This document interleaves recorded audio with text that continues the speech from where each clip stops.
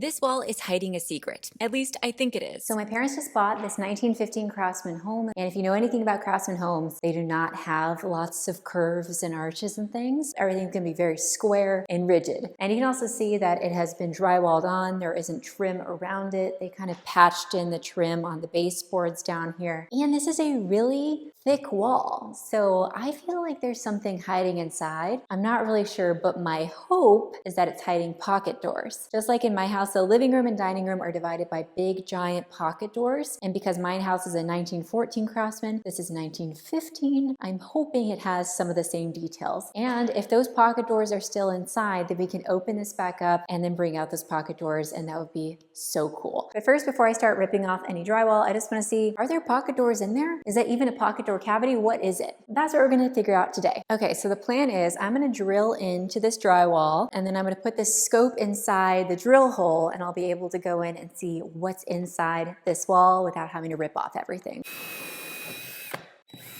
Definitely hollow. See a wood. Okay, plan B. So I leveled up and went and got some better tools to open this up and see what's inside. Yeah, I can't see anything.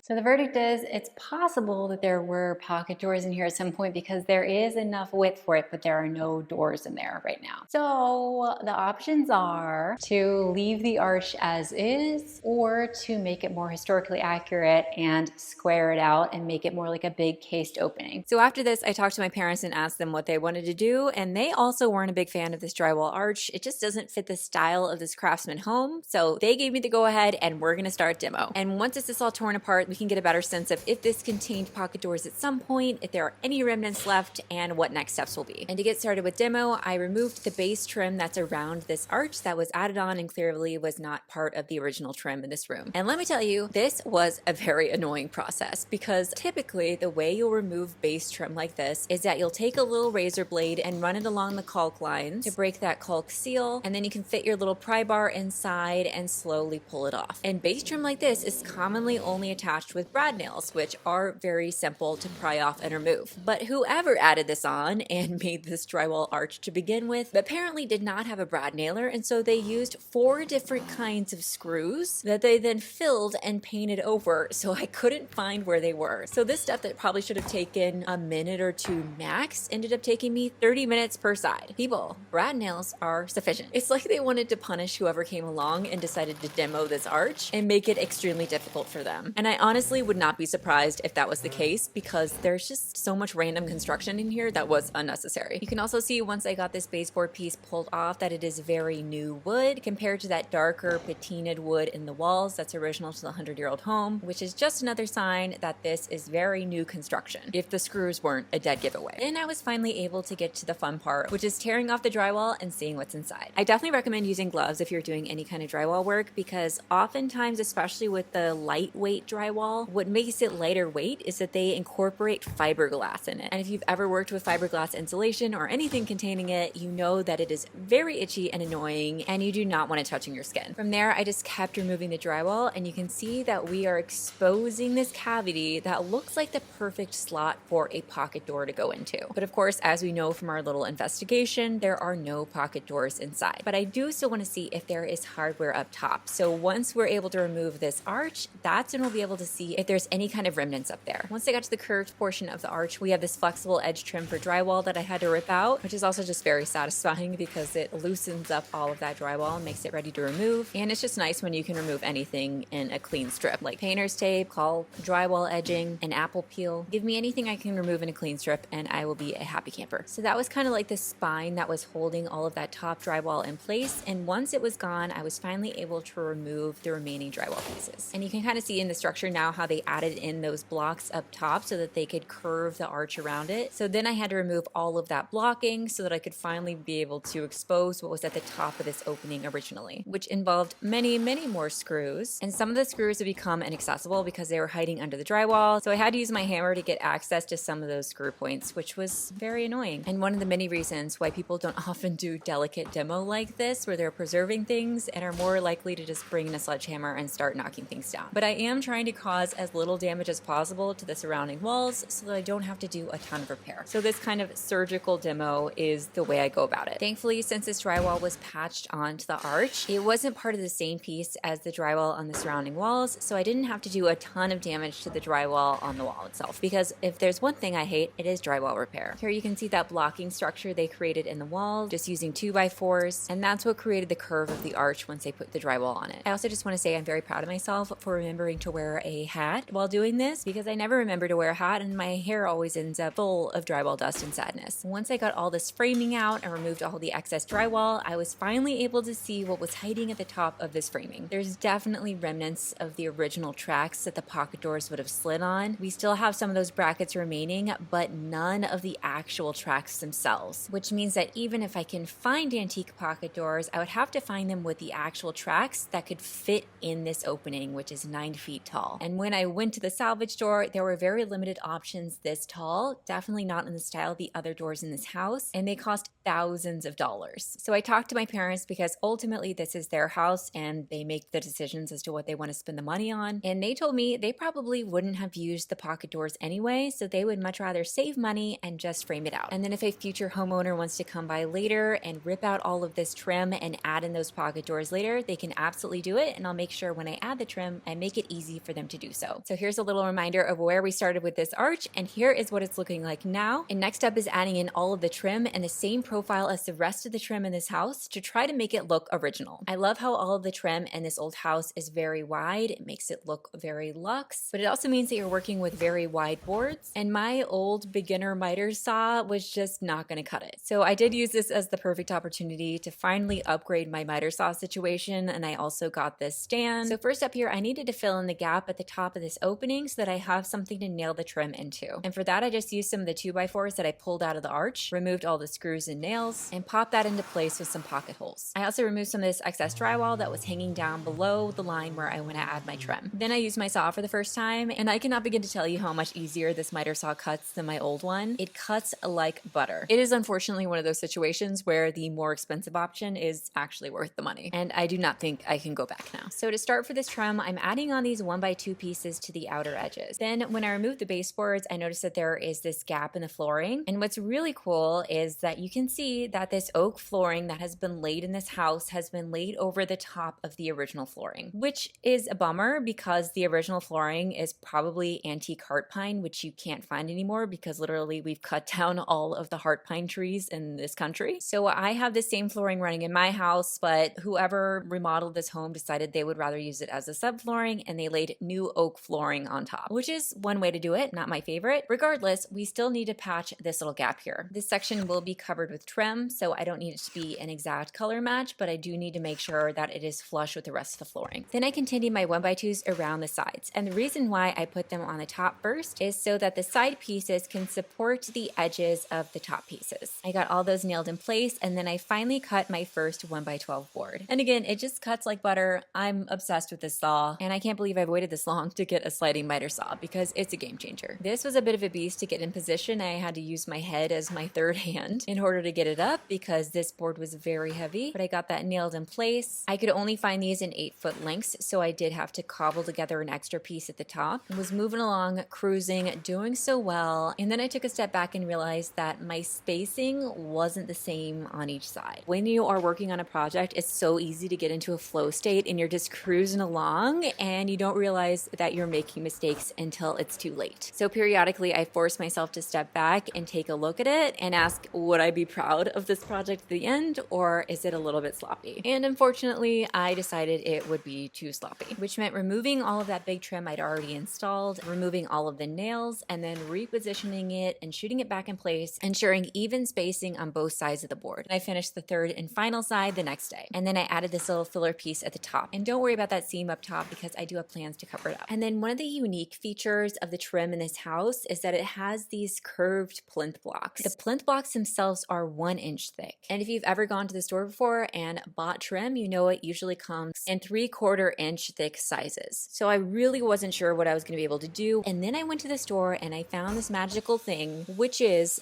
a stair tread. Not only was the stair tread 1 inch thick, but it also had the perfect curve to it to match the plinth blocks. So all I had to do was cut it to size both width and height wise using my fancy new miter saw. And look at this match now. They're the perfect width, thickness, height. The only difference is that only one side of the plinth block is curved on the old piece and both sides are curved on the new piece. It's also just really cool to compare new wood to old wood. New wood, you can see that there's a lot of spacing between the rings of the wood, which means that it's a young tree that was cut early on, which is very common for wood now that you can find in the store, versus the very closely spaced rings on that old growth wood, which means that it came from a very old tree. And what's great about that is that older trees are harder and more durable. Once I got the plinth blocks cut to size, I had to remove a little bit of the baseboard in order to fit them in perfectly and get the spacing to match the rest of the trim in the house, which meant cutting about a 1/2 inch off of the existing baseboards. And because that original wood is so hard and sturdy, it was very difficult to cut through. This took me forever and my carpal tunnel was not happy. But thankfully then it opened it up enough so that the plinth block had a perfect fit. And here's a little comparison with one of my new plinth blocks on one side and one of the originals on the other side. And once I get that second curve caulked and filled, you won't be able to tell a difference when looking at them straight on like this. On top of the plinth block, I added on the rest of my trim boards. And sometimes instead of measuring with a measuring tape, it's just nice to actually hold up the piece you'll be using in the exact spot it's going to go and mark where you need to cut it. So that's exactly what I did, and I got the perfect cut on the first try. Shot that in place with some brad nails, and I did the same for the other side. And then for the top, I did use a tape measure here and got my final top piece in place. And keep in mind, I'm only showing this from one angle, but I did have to do the exact same things on the other side of the cased opening. From there, it was time to fill all the nail holes with some spackle, and then I used Bondo, which is an epoxy-based filler, and it dries rock hard, which is great. And I like to use that on all of my seams like this to create a really seamless look, so you won't be able to tell that I cobbled 2 pieces of trim board here together. Once that was done, I caulked all of the seams. I highly recommend using the baby wipe method to move that caulk around and get a perfect crisp line. This method is a complete game changer for me. Then I primed all the wood, and I am going to wait to paint this until I've done the whole living room and know exactly what the color scheme will be in here. But here's a reminder of what this opening looked like after I demoed the arch, and here's what it looks like now. A big, beautiful cased opening to replace that wonky drywall arch. And I also just want to show you a side-by-side comparison of what I was trying to do with the trim to match it to the existing trim in this house. And I think I did a pretty good job of mimicking it. It's big, it's grand, it could potentially be original to this house, and it's everything I hoped it would be when I framed this out. And again, if someone wants to add pocket doors to this later, I made it very easy to pop off all of that trim, and they can easily add those doors in, much easier than demoing all of that drywall arch and removing all of those horrible screws. So what do you think of this big archway transformation? Let me know in the comments, and I'll be back next week to share how I plan to fix these very wonky French doors that have absolutely no privacy for the front bedroom.